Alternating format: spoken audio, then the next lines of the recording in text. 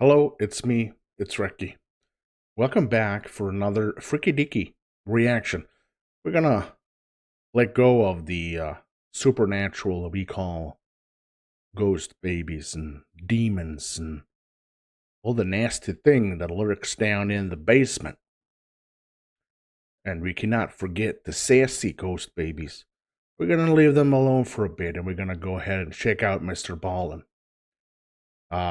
There has been suggestions for me to check out a couple of MrBallen's videos, so that's what we're gonna do. This one is, of course, 5 strangest disappearance in forest.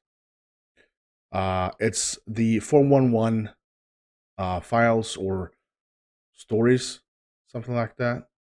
It's been suggested, so I'm gonna check that out. And 5 strangest disappearances. I don't know what that can be. Maybe someone fell down a hole in the middle of the forest. Maybe there was aliens there. We're gonna find out. Either way, if you do enjoy this, I want you to smack the like and of course hit that subscribe. I would greatly appreciate that. And of course, as usual, we say thank you to the channel members and the patrons. You know who you are. You guys rock. You know that. A big shout out to the Supreme Tier donators, Patreon and on YouTube membership. Thank you. Amazing support. Personal shout outs to the ultimate supporters, our friend Deja, Walt, and Tammy. Thank you so much for the amazing support. You guys rock. Now, let's get freaked out.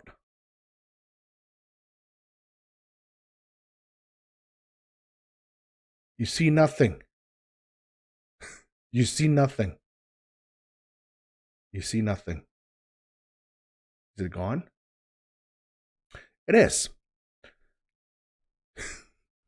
Let's do this.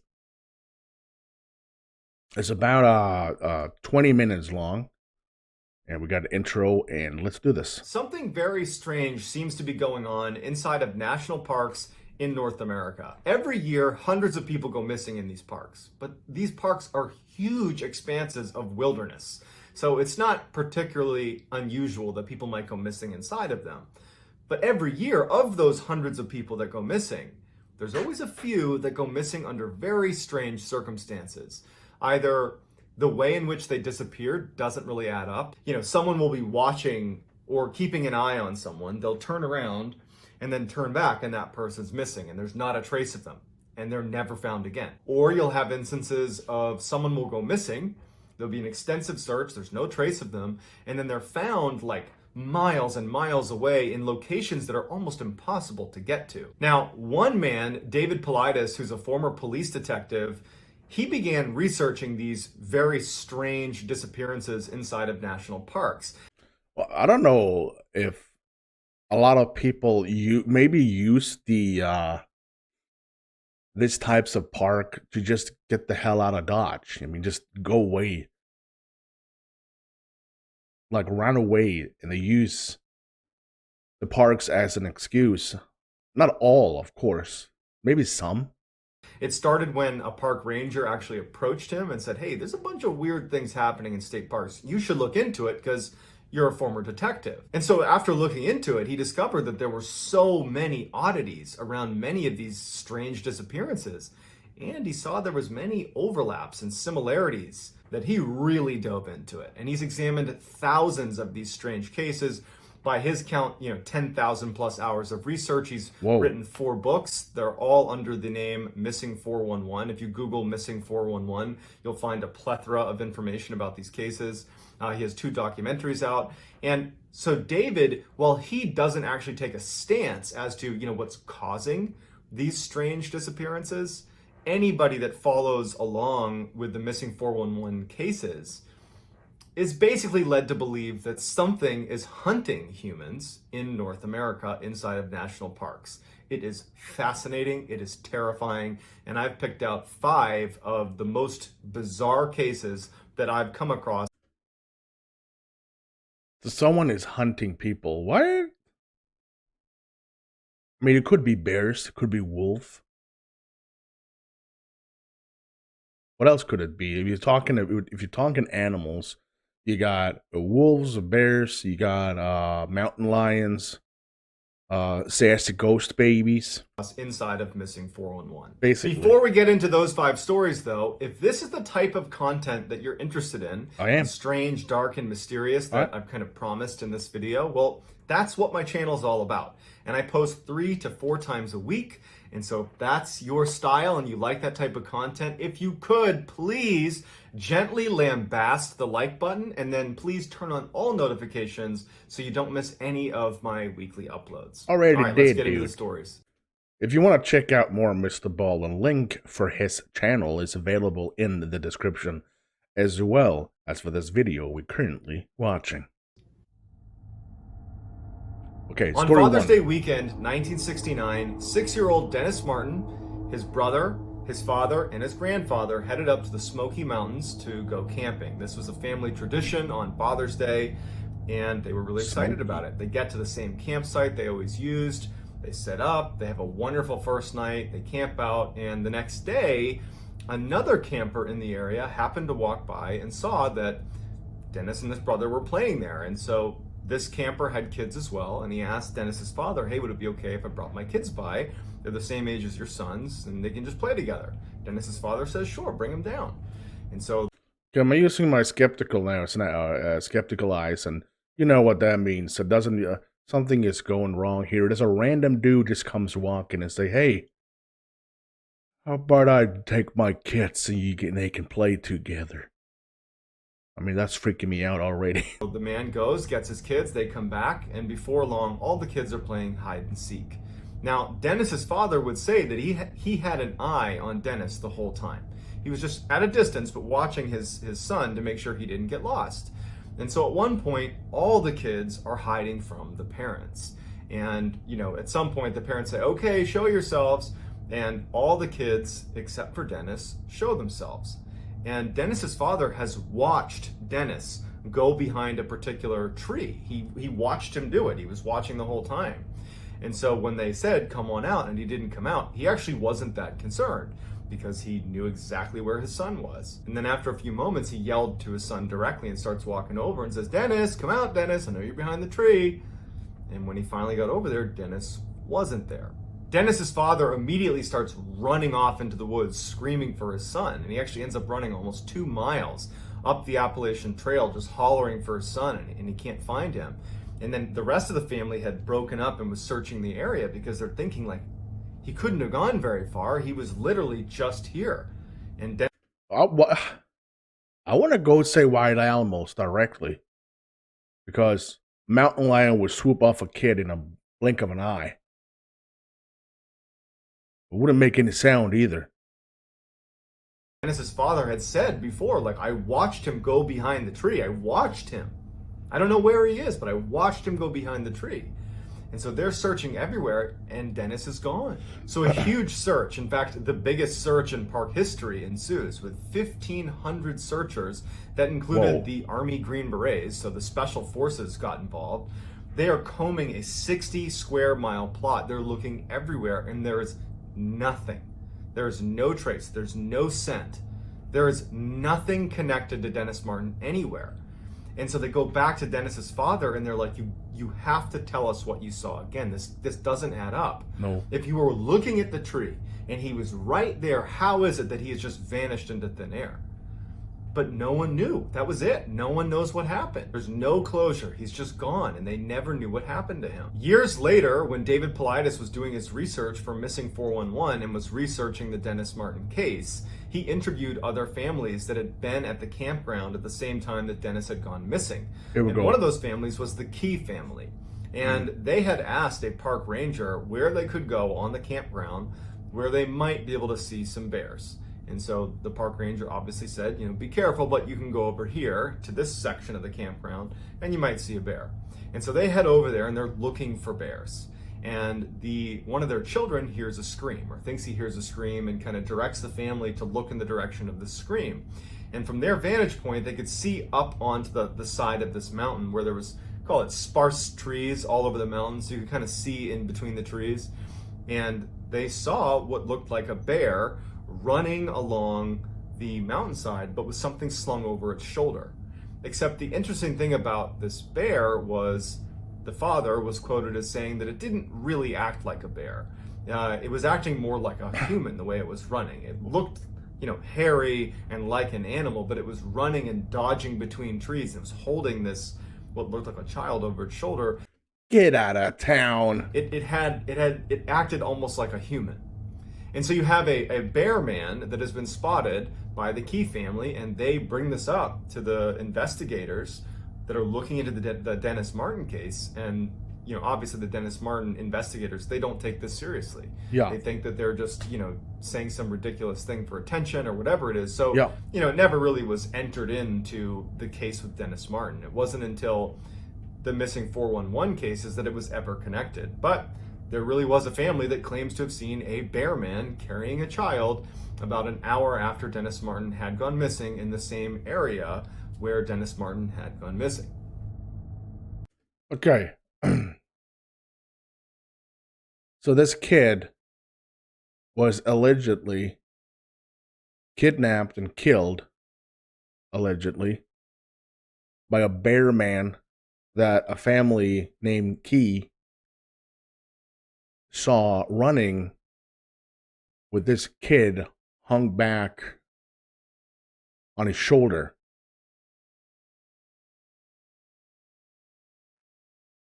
That is really freaky. I'm trying to visualize it, but it's kind of hard. I'm having a real time actually consider that to be a possibility. I would just say they saw a bear with a kid in its mouth and he was running, and that, I don't want to say it, deceased kid was like going around here in his mouth, and maybe the bear did like this, and it like a flash of a second, it looked like it was a bear man carrying. I don't know. You guys, story one, let me know what you think. In the spring of 1952, 2-year-old Keith Parkins was playing with his siblings outside of his grandfather's ranch in Ritter, Oregon. And when the kids were all called in to have lunch, Keith was nowhere to be found. And so the siblings and the family went out and did a cursory search looking for Keith. And when nothing turns up, they call in authorities and a full-fledged search is launched for Keith. There's no sign, there's nothing. And 4 miles away from the ranch, they find several hours later some footprints that look like they might belong to a 2-year-old. 4 miles. And they start tracking those footprints, and they go on for miles and miles, and then they just kind of stop. And it wouldn't be until the next day, 12 miles away from the ranch, that they would ultimately find Keith. Surprisingly, Keith, who had disappeared with not enough clothing to be out in sub-zero temperatures with snow on the ground and being 2 years old, he wasn't prepared for a night out. He was found alive. Wow. Face down, 12 miles away. His Whoa. jacket and his hat had been stacked neatly next to him, and he had scratch marks all over his face, but he was unhurt. When asked, what happened, he's 2 years old, he had said a cat scratched him, and he kept repeating that a cat had scratched him. That was the only thing that he could articulate. No one knew how a 2-year-old, in the span of 20 hours, could have moved in the middle of the night 12 miles away. Les Stroud, who's a very accomplished outdoorsman, he's the star, he is Survivor Man, he actually, because of this case, went out and tried to actually cover the distance in the allotted time. You have 20 hours to cover this 12 miles. And he couldn't do it. Wow. And he even said, it's not... Again, I want to say animals, but then he said that the the clothes were neatly stacked next to him. It's freaking me out. We don't know what's out there, and I don't want to know. And now I'm never going to the forests again. I hate the woods. Not possible for a 2-year-old to have covered this distance, let alone survived the exposure to the elements in the time that he was out there. But somehow he did. And, years and years later, Keith was interviewed, because now he's a grown man. He was interviewed about what happened, and he has no idea. He has no memory of it. That's freaking me out. Story two, I want to say like an alien abduction, but I don't want to say it because it sounds so stupid. It sounds so stupid. So experienced outdoorsmen cannot cover 12 miles in 20 hours, but a 2-year-old can. It doesn't make any sense. At the end of 1973, 19-year-old Charles McCullough, who was an amateur photographer, had been doing a West Coast tour of the United States, going to all the different national parks to photograph beautiful scenery. And by January of 1974, he was in Oregon and wanted to go to Crater Lake, where he wanted to take pictures of Crater Lake. So he asked his friend, who had an all-terrain vehicle, to take him out to Crater Lake, because his van, which was this VW beat up old van, couldn't have made it out that far. And as his friend is driving him out to Crater Lake, Charles says to him, kind of jokingly, "Yeah, if you don't hear from me in a couple of days, file a missing person report." Sure enough, a couple days later, when Charles doesn't show up, that friend does file a missing person report, and an extensive search is conducted at Crater Lake to find Charles. There's no sign of Charles. There's nothing. There's no anything about Charles. And his father actually flew out there and stayed for several months, just constantly searching the area.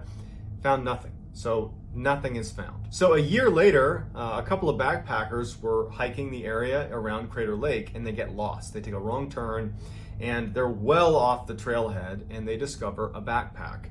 In the backpack, they found a strange-looking Volkswagen key that anyone that knew Charles McCullough knew that he had this strange key. And so when they found it, it was a distinctive key. And so when they gave it to police, it turned out that it was Charles McCullough's backpack. So investigators went out and started looking in the area that this backpack was found, which was 12 miles off the trailhead. So this is well off the trailhead. And near the backpack, they find what remained of Charles McCullough. So they found his pants unbuttoned and on a log, as if he was sitting on the log and then just disappeared into the ground. But his pants were still there.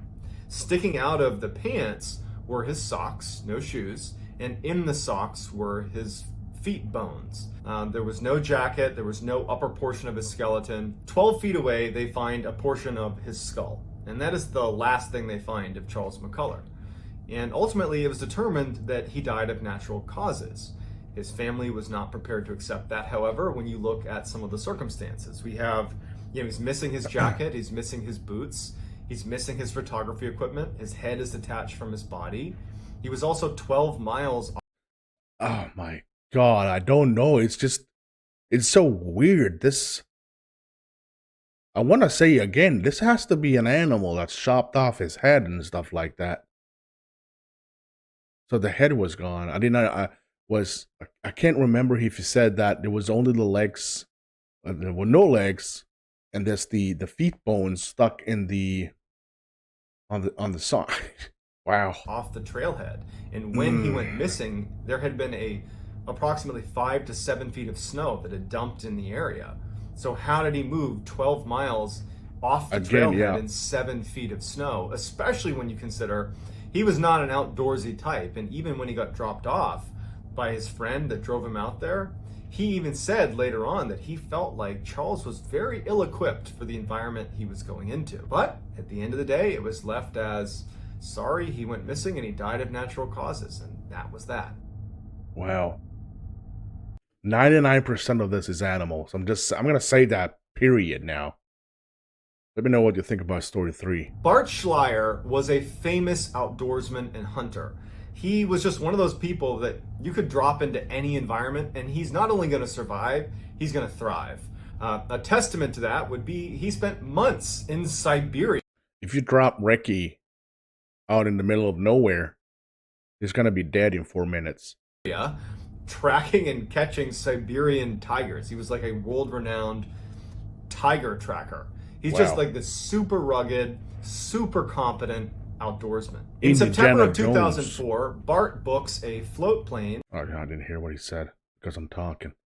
Hush, Recky. Rugged, super competent outdoorsman. In September of 2004, Bart books a float plane to take him 175 miles north into the Yukon Territory in Canada for him to go hunt moose on his own for 3 weeks. He had all the right equipment, he was obviously extremely capable, and no one thought twice about it. When he got dropped off, he told the pilot, meet me back here in 3 weeks. And so off he went. The plane leaves and comes back 3 weeks later, and there's no Bart. Now, the pilot knew Bart was like a god in the wilderness, and so he wasn't really concerned, but, he went over to where he had been told his campsite would be, and he found the campsite, and it looked like someone was still living there. It didn't look like it had been destroyed at all. And then near his campsite, he found a dry bag, which looked like it had an indent on it where someone might have been sitting on it up against a tree. And then next to the tree was his bow and some arrows. And it looked like an area where a hunter might have been sitting to call in moose, but there was no Bart. Near the dry bag and the bow and arrow, they found Bart's teeth and a couple of shards of bone. Initially, the thought is, well, a large predator must have snuck up on Bart and eaten him. Yeah. Except there's a couple of huge problems with that theory. One, Bart, his friends at least would say, and people that knew him would say, he would never get snuck up on by a large predator. He was so accomplished in the wilderness. Like, he was always a step ahead of everything around him. So the idea that he would just be sitting there one day and a bear would just happen to sneak up on him is pretty far-fetched. Also, in the area where his teeth and some of his bones were found, there was no sign of what they call a death struggle, where you're fighting for your life, you're smashing into everything. There's none of that. There's no marking on the ground or in the surrounding areas that a large predator had attacked him. Also, his camp had food out in the open, and if a large predator had come through like a bear, after it finished with Bart, it would have raided the campsite, and it didn't. And so the way this was left was he was attacked and eaten by a predator. But nobody believes that, because that wouldn't happen to Bart, and the circumstances around his campsite didn't really add up. I mean, just a fraction of a second of him not paying attention would be enough. I'm just saying. Again, I want to say it. He got killed by a predator, and a fraction of a second, he was not aware of his surroundings, and he got jumped. I don't know what else could it be. People disappearing left to right in the parks around the United States. Some of them have proof of just getting lost and just giving up or whatever, but they're just missing. In 2002, Christopher Tompkins was working as a surveyor, and he was assigned to this 4-man survey crew that was working in Harris County, Georgia. And they were walking along this road spaced about 50 feet apart, all 4 of them. And Chris was the last one in line. And the third one in line would later tell investigators and police that as they were walking along the road, he would periodically turn around to just, for a quick second, make sure Chris was still there. And as they're walking along with no sound or any indication that anything's happened, he turned around, saw Chris, kept walking. A few minutes later, turned around, and Chris is gone. The third guy hails the other 2, and they go, and they're like, where did Chris go? They're looking down the road, like maybe he stopped, maybe he stepped off the trail, but they can't see him. And they go back they start walking down the road towards where he would have been, and they find on the ground a pile of loose change and some of his tools that would have been in his pockets. And then they see one of his boots stuck in the barbed wire, because there's a little barbed wire fence that was running the length of this road. One of his boots was stuck in the barbed wire, and there was nothing else. They searched the area, they're looking everywhere, there's no sign of him, and it didn't make any sense to the people in the survey crew. What? Especially the guy who was third in line, who was like, I literally saw him a minute ago, and there's no way he could have gotten away without me hearing or seeing some indication of where he was. But there was no sign of him, and he was gone. So after this huge investigation, Okay, so this one is the creepiest yet. The content of his pocket was laying on the ground on the road, and one of his boots was stuck in a fence, like a barbed fence. I'm trying to figure out if he just bolted, or why would he drop everything in his pants to do that? they don't find any sign of him, and that's it. They're just like, yeah, he's gone. They did find 9 months later, they found his other boot near a swamp 900 yards away, but it didn't provide any more clarity into what happened to him. However, if you look at the pile of loose change and things that were in his pockets that were on the road, it indicates that at some point he may have been turned upside down. And if you think about the entirety of all of these strange stories where the idea being someone could be hunting humans, just picture in your head Chris Tompkins walking along and something flipping him upside down, dumping the contents out, and then being gone in a matter of a minute where no one can see where they went. These 5 stories are just a fraction of the literal thousands of others that are covered in the Missing 411 series. And while many people believe that all of the cases in Missing 411 and any others that ultimately are considered strange inside of these national parks have a rational explanation, even if we don't know what it is. Whereas another group believes that this Missing 411 phenomenon is an indication that something is hunting humans in the national parks across North America. Some say Bigfoot, some say aliens, some say something else. But paranormal is certainly the other camp in terms of trying to explain away what these strange disappearances are from or what's causing them. Whether or not we ever find a definitive conclusion remains to be seen, but I would love to hear what you think is going on inside of these strange cases of Missing 411, whether it's a rational explanation or maybe something paranormal or some other option. But I'd love to hear what you have to say in the comments. And that's going to do it, guys. If you enjoyed this, please, if you could, gently lambast the like button. Okay, I'm gonna like it. I'm already subscribing to that. I mean, I'm when he said the last thing about him being upside down, there was a picture in my head. Something either was flying, which is kind of, I don't know why I'm. It's just go with it. Something was flying, swooped him in the leg. What? I don't understand. Holy crap! I'm freaking out. You guys got to help me out with this one, especially the last one. What's your thought? Why is there change and his tools on the road? Let me know. If you do enjoy this, and you did enjoy it, smack the like, and of course hit that subscribe. I will greatly appreciate that. If you want to support me and become one of the awesome people, click join to become a member or check out the link for Patreon. It's available in the comment section. Until next time, you stay safe.